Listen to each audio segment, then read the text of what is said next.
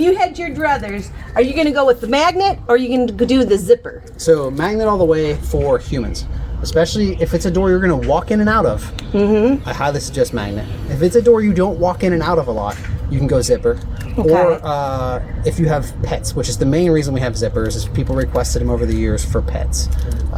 So they're less likely to get out. Yes, there's no difference in the bug keeping out ability, but having to bend all the way down for your zipper pull It's a pain. it's a pain. So you bet it's nice if you have a reason, a dog, something like that, but I highly recommend magnets. Now, what do you have going on here with the magnets So on the... with the magnets, you can peel it open. Like if you're going in and out a lot, one nice thing is just set it aside, go in and out, make dinner or whatever.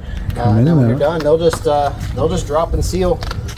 Look at Oh, that. is that Did you see how magic? fast Wait, that was went? magic. That was That's faster than That's zippering worth it right there. Yes.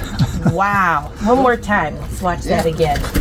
Oh, look, it comes apart real easy. Yep. Here you go. In and out, taking in a bunch of burgers and stuff, Yep. and then I'm done.